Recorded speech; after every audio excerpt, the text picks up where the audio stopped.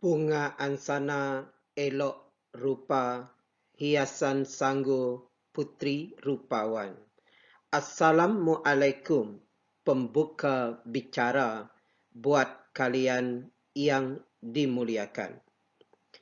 Mulakat Renjisan Ilmu bersama Muadib Cikgu Zulkarnain Farihin pada kali ini berfokus kepada bahagian morfologi, iaitu 41 fakta penting yang harus diketahui oleh calon yang bakal menduduki peperiksaan Bahasa Melayu STPM Kertas 2 910/2. Semoga perkongsian ini mendatangkan kemaslahatan kepada kalian yang menonton.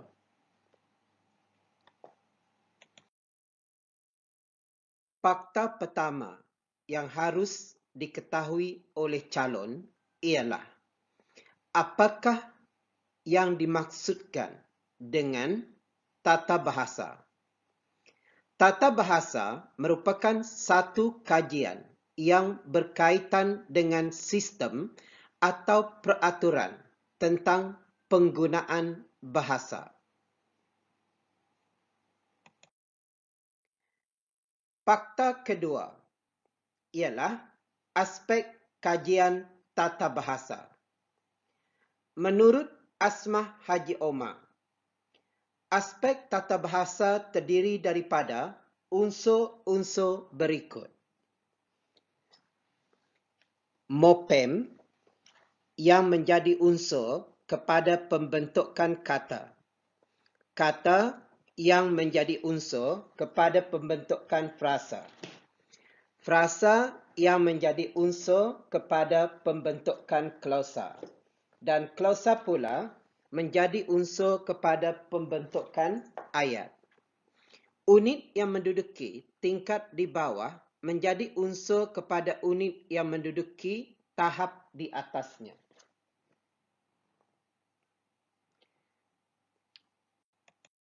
Fakta ketiga ialah definisi morfologi. Morfologi merupakan satu cabang tata bahasa yang berfokus kepada kajian tentang kata yang mencangkupi 4 aspek. Pertama, bentuk kata. Kedua, binaan kata. Ketiga, golongan kata. Dan keempat, cara pembentukan kata.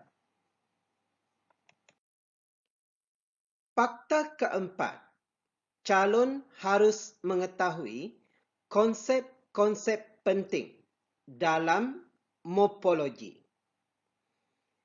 Pertama, morfem.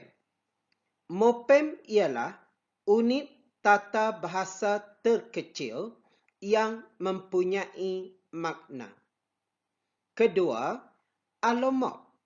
Alomorf merupakan kelainan bagi sesuatu morfem terikat yang wujud hasil penggabungan morfem dengan kata dasar. Ketiga, morfoponem.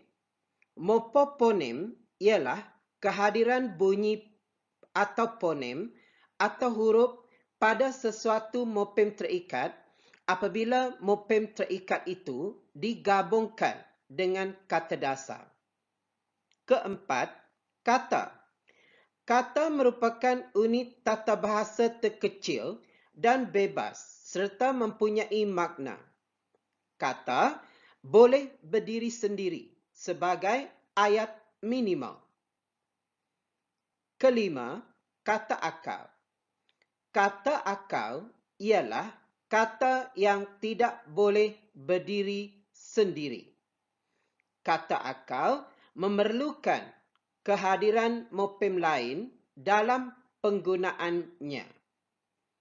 Keenam, kata dasar. Kata dasar ialah kata yang menjadi dasar bagi sesuatu perkataan. Fakta kelima ialah jenis-jenis morfem. Morfem terbahagi kepada dua jenis, iaitu mopem bebas dan mopem terikat. Mopem bebas merupakan mopem yang boleh berdiri sendiri sebagai kata yang mempunyai makna dan boleh menjadi ayat minimal. Contoh, makan, mandi, tidur, sabun.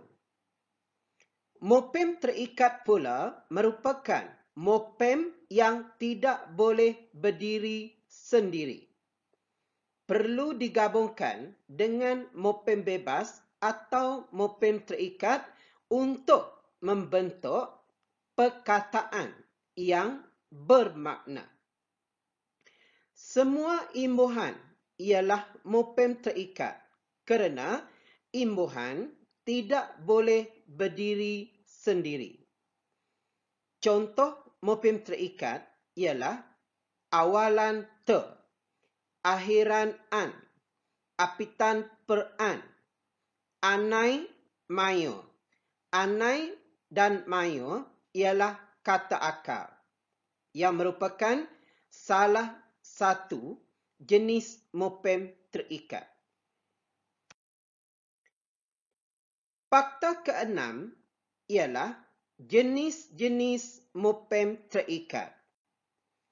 Mopem terikat terdiri daripada 3 jenis, iaitu mopem terikat satuan, mopem terikat terbahagi, dan mopem terikat kompleks.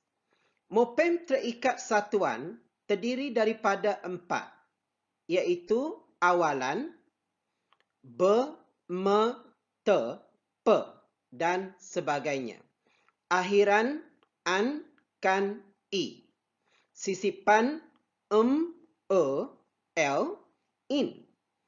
Dan kata akar, tawa, juang, tani, dan lain-lain.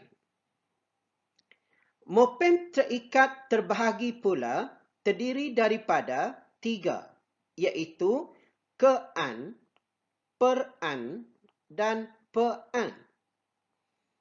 Dan yang ketiga ialah mopem terikat kompleks. Mopem terikat kompleks terdiri daripada 3. Yang pertama, 2 awalan, mempe, dipe. Mopem terikat kompleks mempe dan dipe ini hanya boleh digunakan bersama-sama kata adjektif. Contoh, mempercantik, dipercantik. Yang kedua, mopem terikat kompleks boleh terdiri daripada awalan dan akhiran. Contoh, mekan, mei, dikan, di, terkan, teri, beran, dan berkan. Kemudian yang ketiga, mopem terikat kompleks boleh terdiri daripada 2 awalan dan 1 akhiran. Contoh, memperkatakan, memperkan, memperi, diperkan, diperi. Itu ialah contoh mopem terikat kompleks. Mopem terikat kompleks, 2 awalan 1 akhiran ini boleh digunakan bersama-sama dengan kata kerja dan kata nama. Contohnya, memperkatakan, diperistrikan, mempersenjatai, dipersenjatai. Tetapi kalau kita guna dengan kata adjektif, memperbesarkan tidak boleh.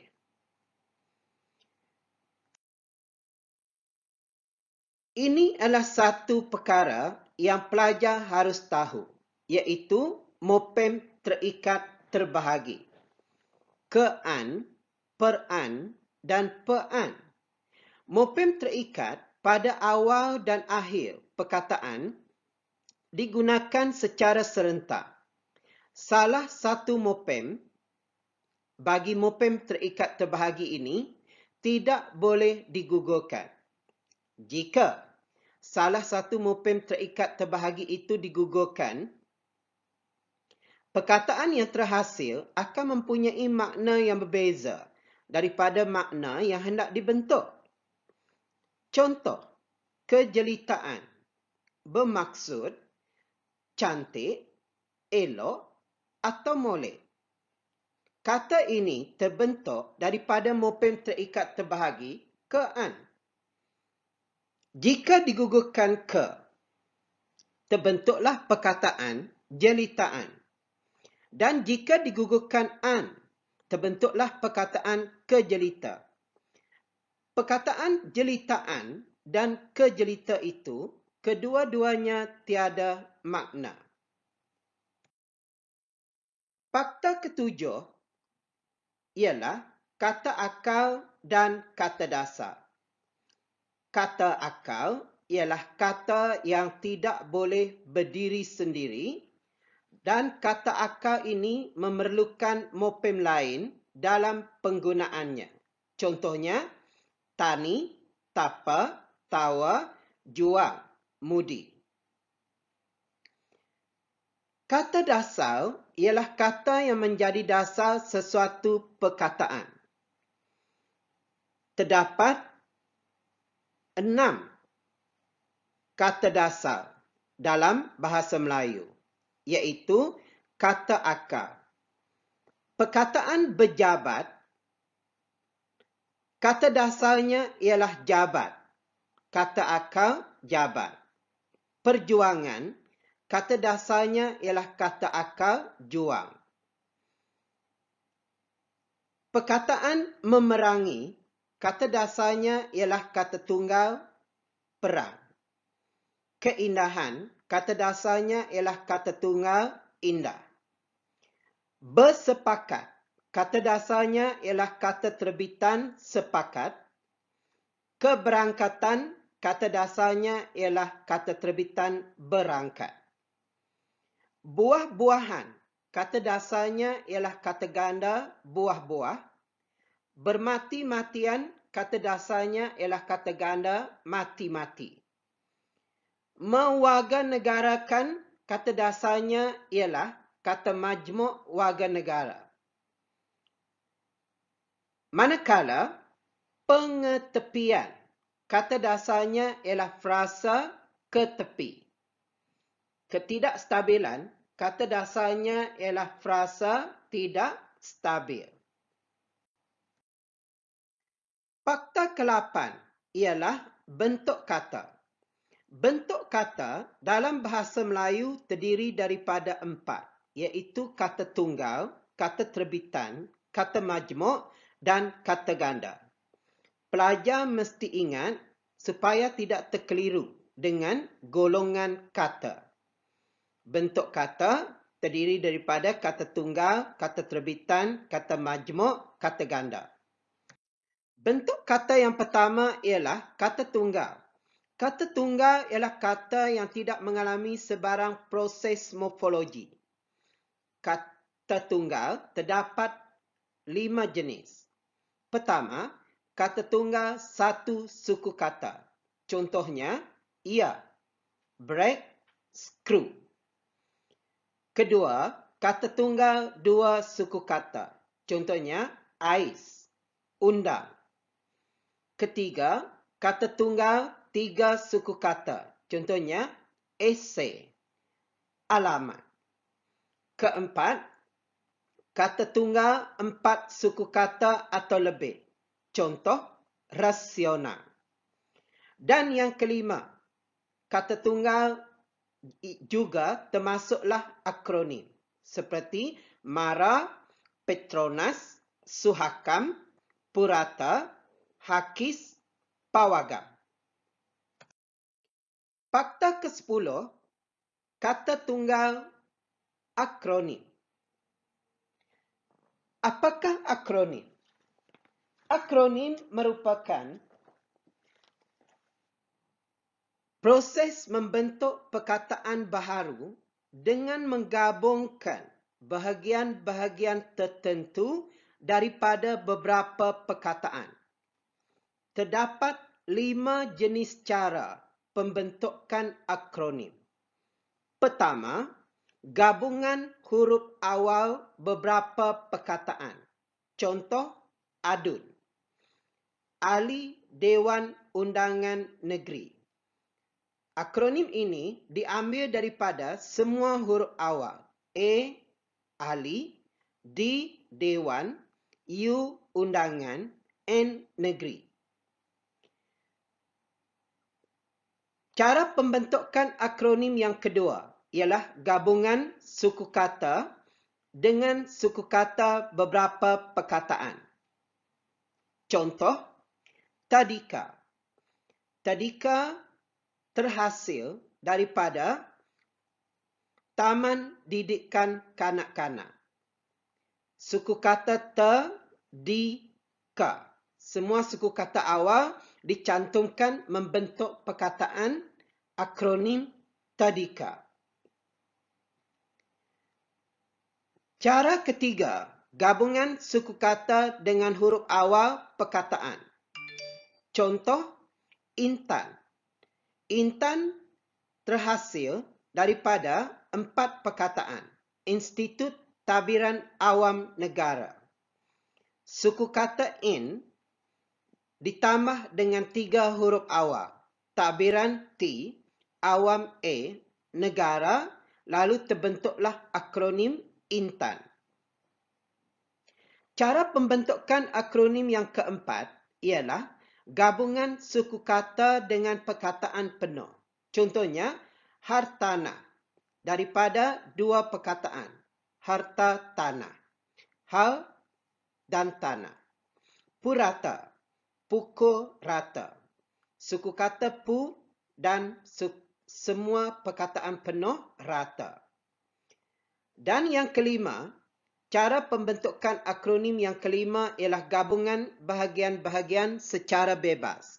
Contohnya, kementah. Kementah diambil daripada 2 perkataan, iaitu Kementerian Pertahanan. Kemen, kemudian daripada perkataan pertahanan diambil tak. Fakta ke-10 ialah bentuk kata terbitan. Kata terbitan merupakan kata yang dihasilkan melalui proses pengimbuhan, iaitu proses menggandingkan imbuhan pada kata dasar. Terdapat 4 kata terbitan dalam bahasa Melayu, iaitu awalan, akhiran, apitan, dan sisipan. Contoh awalan kata nama, petani. Kata kerja, berlari. Kata adjektif, terpandai. Akhiran kata nama, contoh cerpenis.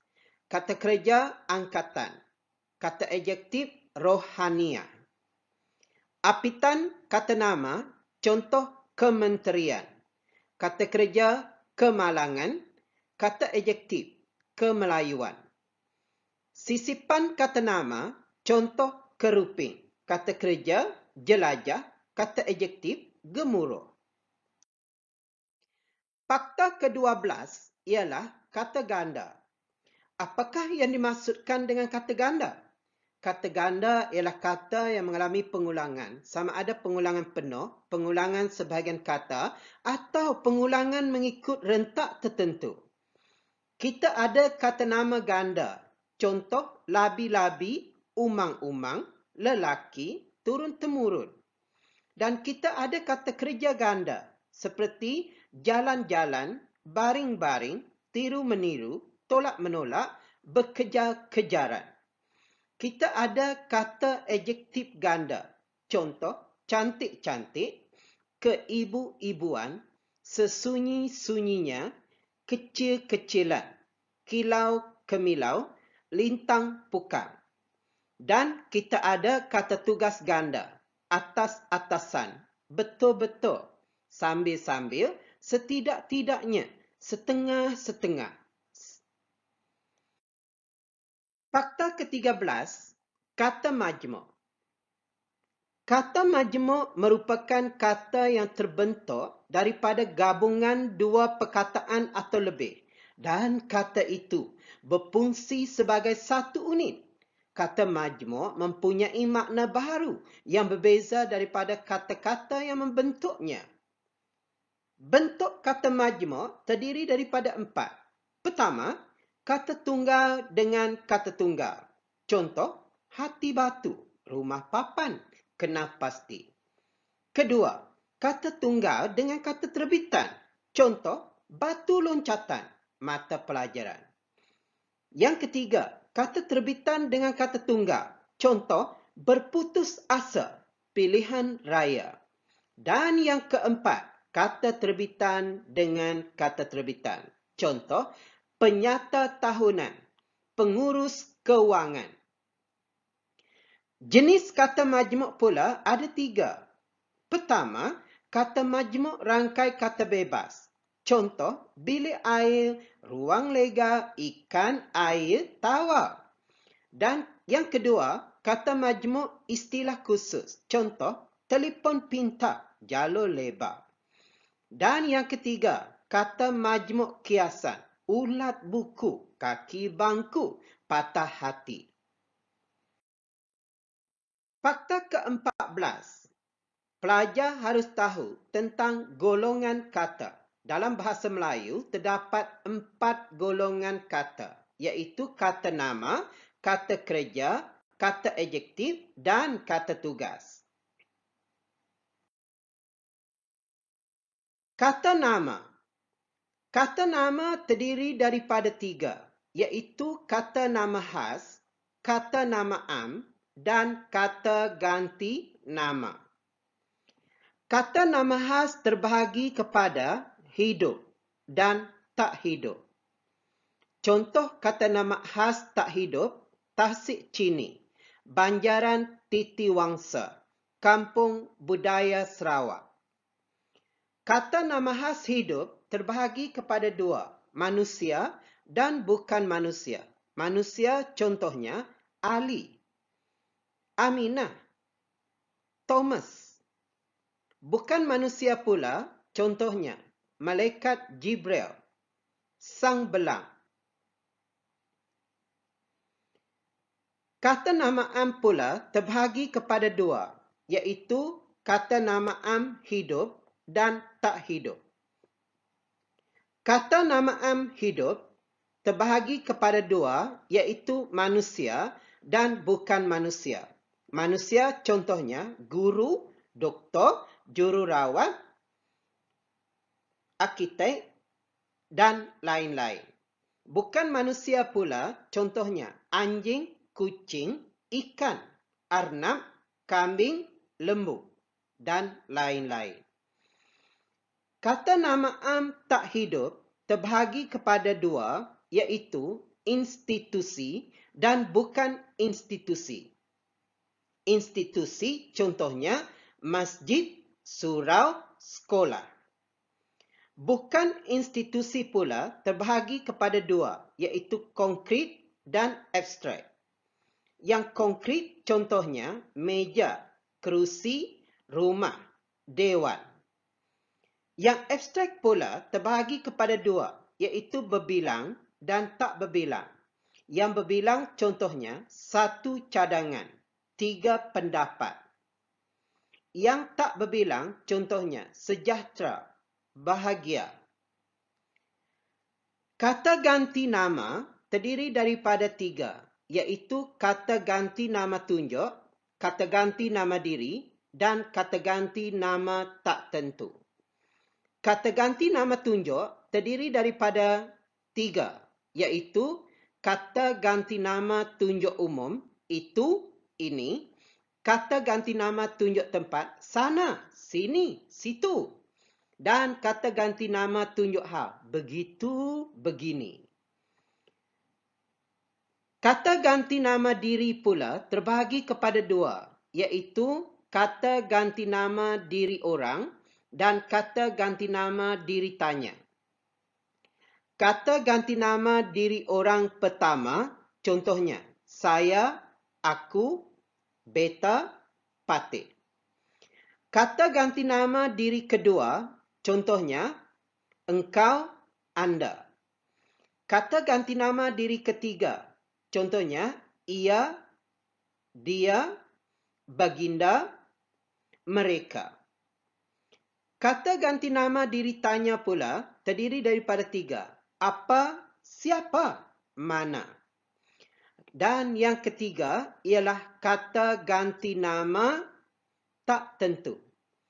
Terdiri daripada 3 iaitu apa-apa, siapa-siapa, mana-mana. Fakta ke-16 ialah kata kerja. Kata kerja terbahagi kepada 2, iaitu kata kerja aktif dan kata kerja pasif.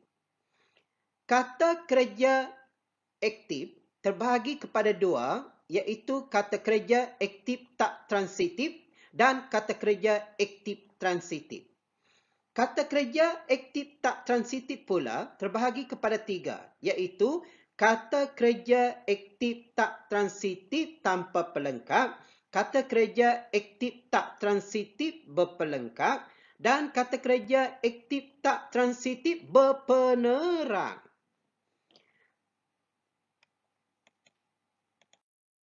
Kata kerja aktif tak transitif tanpa pelengkap merupakan kata kerja yang tidak memerlukan kata lain untuk melengkapkan maksud kata kerja itu.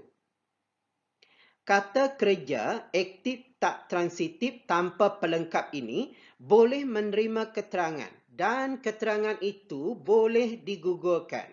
Contoh, ayah sedang makan di dapur.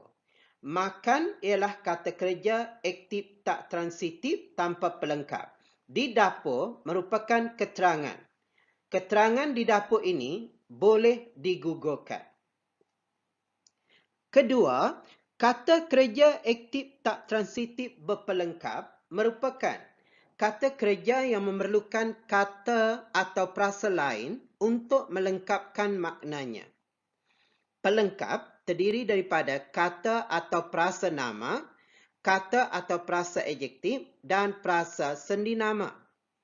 Contoh, kami tidak pernah bertentang mata. Bertentangan itu ialah kata kerja aktif tak transitif berpelengkap. Manakala mata ialah pelengkap kata atau frasa kata nama. Perkataan mata di situ tidak boleh digugurkan. Kalau digugurkan, ayat ini tergantung dan makna ayat ini tidak lengkap. Kami tidak pernah bertentangan. Ayat ini tidak lengkap, oleh itu pelengkap kata nama mata perlu hadir. Selepas kata kerja aktif tak transitif berpelengkap bertentangan. Ketiga, kata kerja aktif tak transitif berpenerang. Kata kerja aktif tak transitif ini, ia mempunyai penerang yang terdiri daripada kata atau frasa nama. Kata nama itu bukan objek, tetapi penambah maklumat. Contoh, neneknya masih bergigi emas. Emas di sana merupakan penerang yang merupakan kata nama. Dan ia bukan objek, tetapi sebagai penambah maklumat. Neneknya masih bergigi. Emas hanya sebagai penambah maklumat yang berfungsi sebagai penerang, bukan objek. Fakta ke-18. Kata kerja aktif tak transitif. Apakah yang dimaksudkan dengan kata kerja aktif tak transitif? Kata kerja ini hadir dalam ayat aktif transitif. Kata kerja ini memerlukan objek atau penyambut. Objek atau penyambut itu mesti terdiri daripada kata atau frasa nama. Objek terdiri daripada 2, iaitu objek tepat dan objek sipi. Objek tepat merupakan objek yang hadir selepas kata kerja. Contohnya, adik menjual bunga. Menjual ialah kata kerja aktif transitif. Bunga ialah objek. Objek yang hadir selepas kata kerja ialah objek tepat. Jadi, adik menjual bunga. Bunga ialah objek tepat. Kakak menanak nasi. Nasi ialah objek tepat. Objek CP pula ialah objek yang hadir selepas objek tepat. Contoh, adik membuatkan nenek kopi. Nenek ialah objek tepat kerana kata nenek hadir selepas kata kerja aktif tak transitif membuatkan.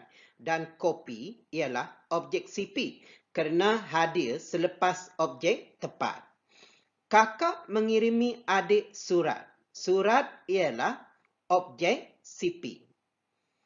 Kata kerja aktif transitif boleh dipasifkan dan ayat yang terhasil ialah ayat pasif. Contoh, adik menjual bunga. Bunga adik jual. Bunga adik jual ialah ayat pasif. Fakta ke-19 ialah kata kerja pasif. Kata kerja pasif ialah kata kerja yang terhasil daripada proses pengubahan ayat aktif transitif kepada ayat pasif. Contoh, ayat aktif transitif. Petani itu menanam padi huma. Ayat pasif, padi huma ditanam oleh petani itu. Menanam, ditanam. Adik terpijak kaki ayah.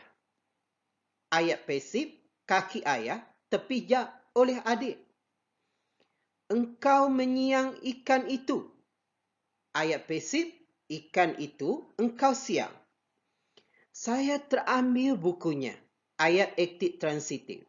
Bukunya terambil oleh saya. Ayat pasif. Fakta ke-20 ialah kata adjektif. Kata adjektif ialah perkataan yang menerangkan sifat sesuatu kata nama. Kata adjektif boleh disertai oleh kata penguat, disertai oleh kata penegas, mengalami perbandingan dan hadir selepas kata nama untuk berfungsi sebagai penerang kata nama. Terdapat 9 jenis kata adjektif. Pertama, bentuk, bundal, lonjong. Kedua, cara, laju, selalu. Ketiga, kata adjektif ukuran, tebal, kecil. Keempat, kata adjektif jarak, renggang, jauh. Kelima, kata adjektif sifat atau keadaan, sengit, jelita, cantik. Keenam, kata adjektif perasaan, rindu, sedih, gembira. Ketujuh, kata adjektif panca indera, licin, kasar. Kelapan, kata adjektif warna, putih, kelabu, merah, biru. Dan yang kesembilan, kata adjektif waktu, lewat, lampau. Fakta ke-22 ialah darjah perbandingan kata adjektif. Darjah perbandingan kata adjektif terdiri daripada 3. Darjah biasa, darjah bandingan, darjah penghabisan. Darjah biasa, contoh, lelaki itu tampan, perempuan itu cantik, harga telefon bimbit itu murah. Tangannya sangat panjang. Lelaki itu pendek. Okey, itu ialah kata adjektif darjah biasa. Tiada penghabisan, tiada bandingan. Hanya ayat biasa. Darjah bandingan pula terdiri daripada 2. Bandingan yang sama dan bandingan yang berbeza. Bandingan yang sama contohnya, sebesar ibu jari. Se campur dengan kata adjektif. Atau secantik ibunya. Itu ialah sama. Yang kedua, sama campur kata adjektif campur dengan. Contohnya, sama pandai dengan ibunya. Sama kuat dengan ayahnya. Okey. Dan yang ketiga, Kata bandingan, contohnya, kulitnya putih seperti kapas. Darjah bandingan juga terdapat dalam bentuk bandingan yang berbeza. Contohnya, harga makanan di kampung lebih murah daripada di bandar. Masyarakat kita kurang membaca berbanding dengan masyarakat barat. Dan yang ketiga, darjah penghabisan. Terdapat 8 jenis. Pertama, campur kata adjektif, campur kata ganda, campur kata nama. Contohnya, sepandai-pandai tupai melompat. Campur kata adjektif, contohnya, terawal, termahal, termiskin. Ketiga, paling campur kata adjektif, paling cantik, paling rajin, paling pandai. Keempat, kata adjektif campur sekali, nakal sekali, tinggi sekali. Kalau disebutkan begini, paling cantik sekali, salah. Sebab tiada dalam formula yang diberikan ini. Okey, yang kelima, tercampur amat, sangat, campur kata adjektif. Contohnya, teramat malas, tersangat malas. Dan yang keenam, amat, sangat, sungguh, kata adjektif campur sekali. Amat besar sekali, sangat luas sekali, sungguh garang sekali. 7. Terlalu atau terlampau. Contohnya, terlalu tinggi, terlampau jauh. Dan yang ke-8 ialah maha. Maha di sini merujuk kepada Tuhan. Jadi, contohnya, Allah yang maha besar, yang maha esa. Semuanya, maha di sini mesti menggunakan huruf besar sebab merujuk kepada Tuhan. Tetapi kalau maha siswa, maha guru, maha pada perkataan mahasiswa ialah imbuhan yang dipinjam daripada bahasa Sanskrit. Ada perbezaan antara yang maha esa dengan maha siswa. Fakta ke-23 ialah kata tugas. Kata tugas ialah sejenis perkataan yang hadir dalam ayat, klausa, frasa yang mendukung makna tertentu. Terdapat 4 jenis kata tugas dalam bahasa Melayu, iaitu kata penyambung ayat, kata praklausa, kata praprasa dan pasca frasa, dan kata pasca kata. Kata penyambung ayat terdiri daripada 2, iaitu kata hubung gabungan, kata hubung pancangan. Kata praklausa pula terdiri daripada 5, kata seru, kata tanya, kata perintah, kata pembenar, kata pangkal ayat. Kata praprasa dan pasca prasa pula terdiri daripada 9, kata sendi nama, kata napi, kata arah, kata verb, kata bantu, kata bilangan, kata pemeri, kata penguat dan kata penegas. Kata pasca kata pula terdiri daripada 2, iaitu kata penekan dan kata pembendar. Kata tugas yang pertama, iaitu kata penyambung ayat. Kata penyambung ayat bertugas menyatukan 2 binaan ayat atau lebih dan ayat yang terhasil ialah ayat majmuk. Kata penyambung ayat terdiri daripada 2, iaitu kata hubung gabungan dan kata hubung pancangan. Untuk morfologi, kita hanya mengenal pasti apakah perkataan-perkataan untuk yang digunakan sebagai kata penyambung ayat. Dalam bahagian sintaksis, kita akan melihat penggunaan perkataan itu dalam ayat. Kata hubung gabungan setara. Contoh perkataan ialah dan, serta, lalu, justru, lantas, lagi. Kata hubung gabungan tentangan pula, tetapi, namun, manakala, sedangkan. Dan kita ada kata hubung gabungan berpasangan. Sama ada atau, bukan sahaja malahan, lebih baik daripada, baik mahupun dan lain-lain. Kata hubung pancangan pula kita ada 3, iaitu kata hubung pancangan relatif, yang, kata hubung pancangan komplement, bahawa, untuk, agar dan supaya, dan ketiga, kata hubung pancangan keterangan yang digunakan untuk menghubungkan klausa bebas dan klausa tak bebas. Fakta ke-25 ialah kata hubung pancangan keterangan. Kata hubung pancangan keterangan terdiri daripada 9 jenis, iaitu kata hubung keterangan musabab atau sebab. Contoh perkataan ialah kerana, lantaran, oleh sebab. Dia cemerlang dalam pelajaran kerana rajin belajar. 2. Kata hubung keterangan akibat. Contoh perkataan ialah hingga dan sehingga. Budak itu menjerit hingga suaranya serak. Kata hubung keterangan syarat.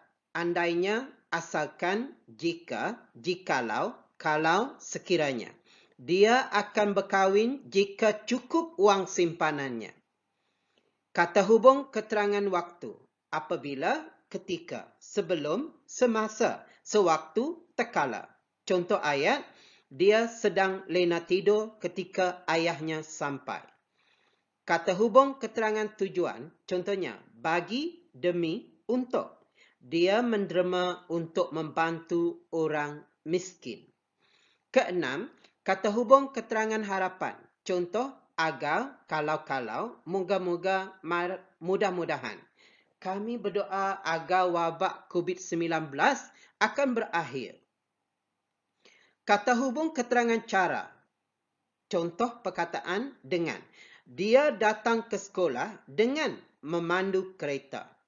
Dan yang ke-8, kata hubung keterangan pertentangan. Biarpun, begitupun, sebaliknya, namun, walaupun. Dia tetap bersekolah walaupun hidupnya susah. Kata hubung keterangan perbandingan. Contohnya, bak, bagai, ibarat, laksana, semacam, umpama. Contoh ayat, penyediaan tempat tinggal percuma kepada pekerja asing ibarat orang mengantuk disorongkan bantal. Fakta ke-26 ialah kata seru. Kata seru ialah kata yang digunakan untuk menzahirkan perasaan tertentu. Contoh kata seru. Aduh, amboi, cis, nah, oh, syabas, wow. Okey. Contoh ayat. Aduh, sakitnya hatiku. Cis, berani awak menengking saya. Pasukan Liverpool menang lagi? Aduhai, malang sungguh nasibku ini. Amboi, cantiknya awak hari ini. Fakta ke-27 ialah kata praklausa, kata tanya. Kata tanya ialah kata yang digunakan untuk menanyakan sesuatu. Contoh kata tanya, apa, bagaimana, berapa, bila, mengapa. Contoh ayat, ayat tanya susunan songsang, contohnya, bilakah ayah awak datang? Mengapakah awak menghalau dia? Kalau ayat tanya susunan biasa pula, ayah kamu datang, bila? Awak menghalau dia mengapa? Fakta ke-28, kata praklausa, kata pembenar. Kata pembenar ialah kata yang digunakan untuk menyatakan kesahihan tentang sesuatu perkara atau isu untuk mengiyakan sesuatu. Contoh kata pembenar ialah ya, benar, betul. Ya, saya yang mengambil buku awak. Benar. Dia yang memukul kucing itu. Betul. Dia akan berpindah bulan hadapan. Fakta ke-29, kata pangkal ayat. Perkataan yang digunakan pada awal ayat dan digunakan dalam bahasa Melayu klasik. Contohnya, adapun, arkian, kelakian, hatta, maka, kisah. Contoh ayat. Adapun akan ubat baginda itu sukalah beroleh dia. Hatta anak raja keempat itu pun sampailah. Arakian, terlintaslah seekor manjangan di hadapan baginda. Kelakian, habislah sekalian bumuh mengubatkan baginda. Maka anak-anak raja itu pun duduklah di atas kerusi yang keemasan. Fakta ke-30 ialah kata perintah. Kata perintah ialah perkataan yang digunakan untuk menyampaikan perintah sama ada larangan, silaan dan ajakan. Contoh kata perintah yang pertama ialah kata perintah jenis perintah larangan. Contoh, dilarang, jangan, usah. Jangan duduk di kerusi itu. Jenis kata perintah permintaan pula menggunakan perkataan tolong, minta, mohon, harap. Tolong bawa beg ini ke pejabat. Harap anda semua menjaga adab dan tata susila. Dan jenis ketiga ialah jenis kata perintah silaan. Contoh perkataan jemput, sila, sudi. Sila berundur ke tepi sikit. Jemput datang ke rumah saya. Makanlah juadah ini kalau sudi. Dan yang keempat, jenis kata perintah ajakan. Ayo, jom. Mari. Ayo, kita makan di kantin. Jom, kita tengok wayang ramai-ramai. Mari sini semua. Kita lihat bersama-sama. Fakta ke-31 ialah kata sendi nama. Kata sendi nama merupakan perkataan yang hadir di hadapan kata nama atau prasanama. Contoh, di, akan, dalam, hingga, sampai, melalui, demi, bagi, ke, dari, oleh, daripada, kepada, pada, dengan. Setiap kata sendi nama tugasnya berlainan yang ditentukan oleh peraturan-peraturan tertentu. Dan pelajar kena tahu tentang tugas setiap kata nama berdasarkan peraturan-peraturan tertentu kerana soalan berkaitan dengan kata sendi nama ini sentiasa keluar dalam peperiksaan disebabkan terdapat banyak kata sendi nama dan tugasnya berlainan. Terdapat kata sendi nama menjadi anggota golongan kata lain berdasarkan penggunaannya. Contoh, Ali ke sekolah dengan bas. Dengan di sini ialah kata sendi nama. Tetapi kalau ayatnya begini, Ali ke sekolah dengan menaiki bas, maka dengan di situ akan menjadi kata hubung. Dan pelajar kena tahu penggunaan setiap kata sendi nama. Saya bagi contoh, iaitu kata sendi nama di. Kata sendi nama di hadir di hadapan prasanama yang menunjukkan tempat. Itu satu. Kata sendi nama di ditulis terpisah daripada kata nama atau prasanama yang mengikutinya. Tidak boleh ditulis bercantum. Dan yang ketiga, tidak boleh hadir di hadapan kata nama atau prasanama yang menunjukkan masa. Jadi, kalau kita guna kata sendi nama di yang betul, contohnya, Perihin tinggal di Taman Sunhill Barat. Di taman, betul, kena menunjukkan tempat. Tetapi kalau ayat yang kedua ini, Perihin turun ke sekolah di awal pagi. Di awal pagi itu ialah menunjukkan masa. Jadi, salah. Okey. Kata sendi nama yang lain, pelajar-pelajar boleh rujuk kepada buku untuk melihat penggunaannya yang betul. Kerana soalan berkaitan dengan kata sendi nama ini selalu keluar dalam soalan objektif, soalan struktur dan soalan analisis kesalahan bahasa. Fakta ke-32 ialah kata napi. Kata napi ialah perkataan yang menerangkan kata kerja, kata adjektif dan prasa sendi nama dari segi masa, cara dan tempat. Terdapat dua kata napi, iaitu bukan, tidak. Kata napi bukan digunakan sebelum kata nama atau prasa nama dan atau perasa seni nama. Contohnya, gadis itu bukan anak Pak Salib. Guru baru itu bukan dari Sarawak. Okey. Kata napi tidak pula digunakan sebelum kata kerja atau perasa kerja atau kata adjektif atau perasa adjektif. Contohnya, dia tidak mengajar kami. Syakinah tidak cerewet. Fakta ke-33 ialah kata arah. Kata arah ialah perkataan yang digunakan sebelum perasa nama dan sesudah kata sendi nama. Ingat, sebelum perasa nama, sesudah kata sendi nama untuk menunjukkan arah, hal atau jurusan. Contoh perkataan, kata arah ialah atas, bawah, barat, timur, selatan, utara, sudut, kanan, kiri, depan, hujung, hulu, hilir, luar, penjuru, tepi, tengah, samping. Okey. Contoh ayat, baju itu tersimpan di dalam beg. Mereka memandu menuju ke selatan tanah air. Perkara itu dilihat dari sudut sejarah. Okey. Fakta ke-34 ialah kata adverb atau kata keterangan. Kata adverb merupakan perkataan yang menerima kata kerja, kata adjektif dan perasa seni nama dari segi masa, cara dan tempat. Terdapat 4 bentuk adverb iaitu kata adverb jati. Contoh perkataan, agaknya, barangkali, esok, kelak. Contoh ayat, Pak Samad masih di kebun agaknya. Pelajar itu barangkali kurang sihat. B. Kata adverb yang asalnya kata adjektif. Contoh, berbual mesra, sering terlena.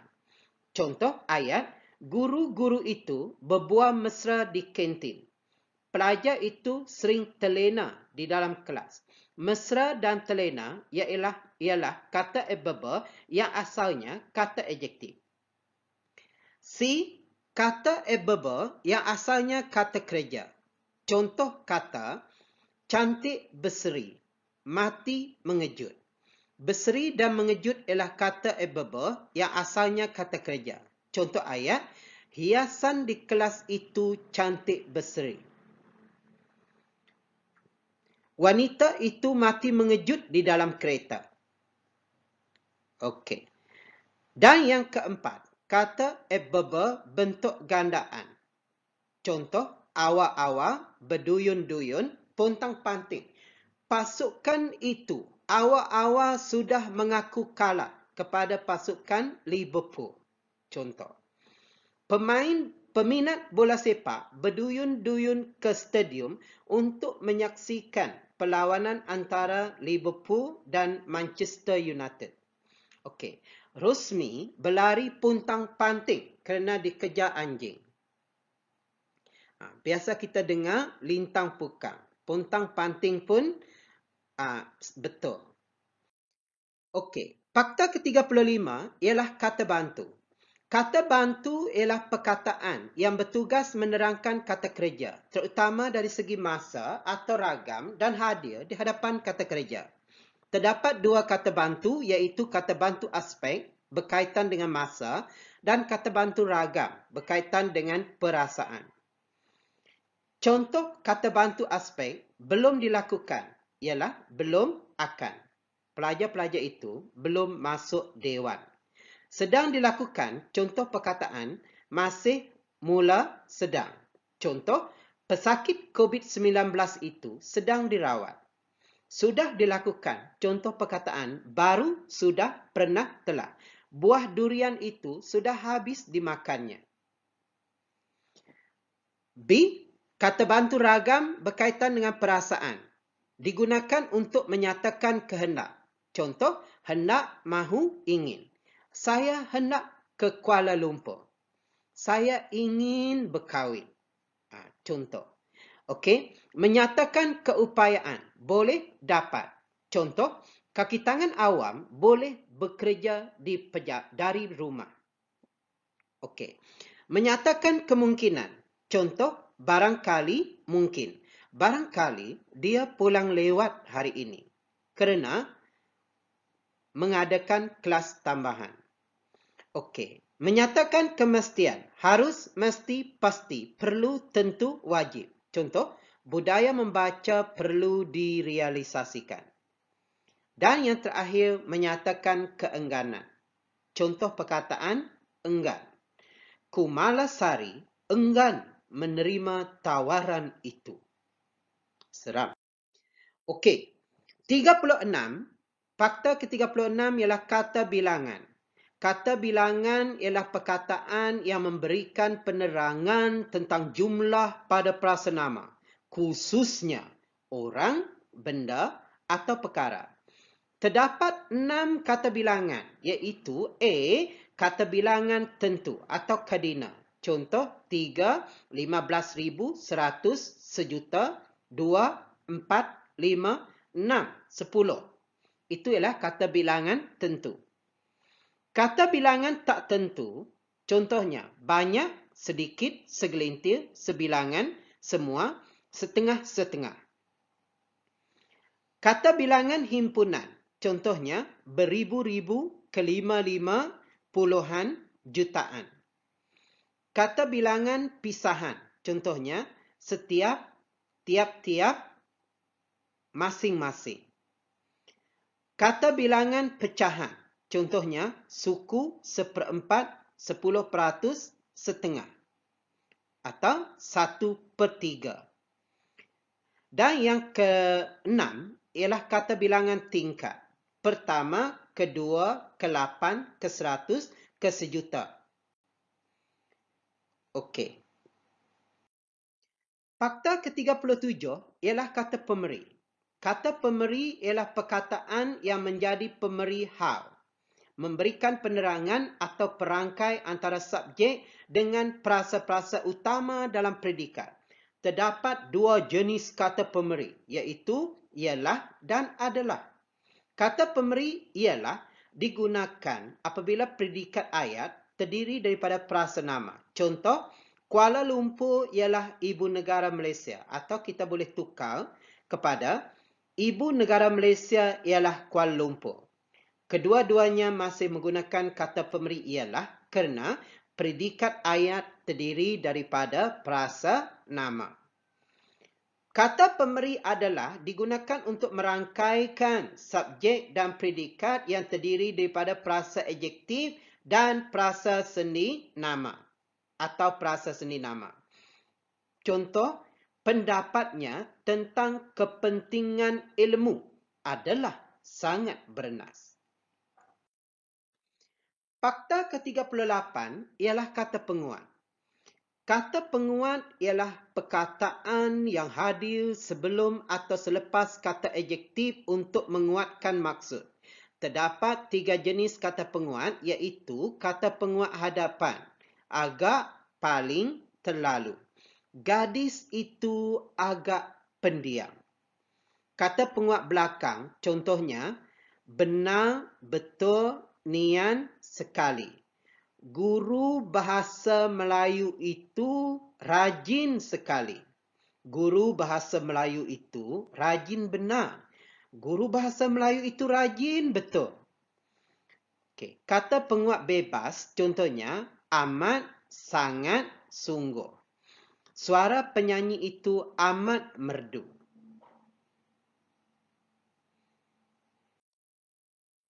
Fakta ke-39 ialah kata penegas. Kata penegas ialah perkataan yang berfungsi untuk memberikan penegasan atau penekanan pada bahagian-bahagian tertentu dalam ayat.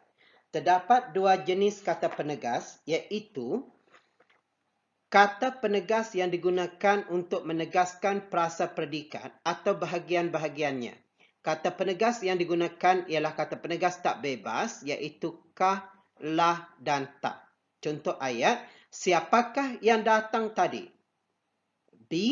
Kata penegas digunakan untuk menegaskan subjek dengan menggunakan penegas bebas. Contohnya, hanya, jua, juga, lagi, memang, pun, sahaja. Contoh ayat, perlawanan bola sepak itu belum dimulakan lagi.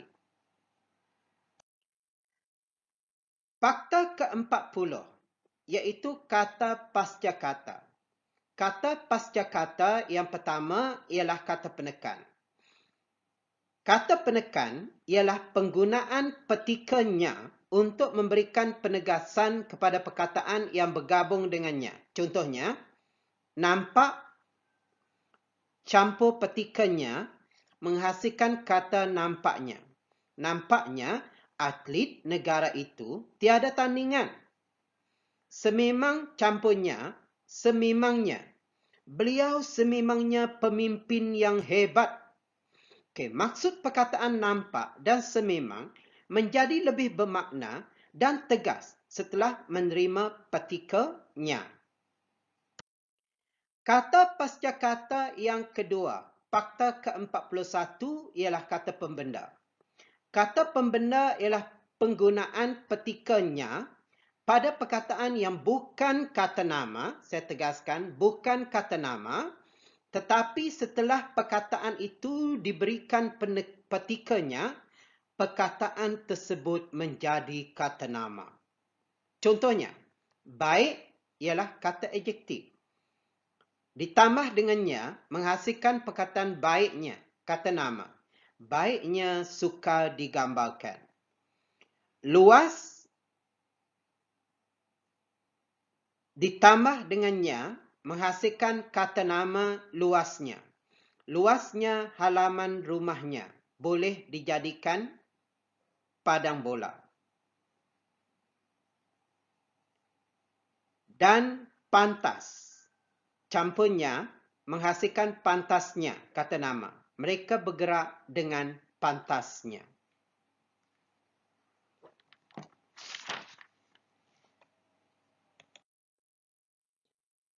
Ingatlah, satu markah yang kita dapat dalam peperiksaan merupakan jaminan untuk kita mendapat grade yang lebih baik untuk terus melangkah mencapai hajat di hati. Walaupun ramai yang berkata kejayaan dalam peperiksaan bukanlah jaminan masa hadapan yang cerah. Namun, kita harus ingat, tanpa ilmu, sukar untuk kita menghala tujukan bahtera kehidupan kita. Kejayaan itu, manisnya kekal abadi, menjadi milik kita hingga ke hujung nyawa. Sekian, terima kasih.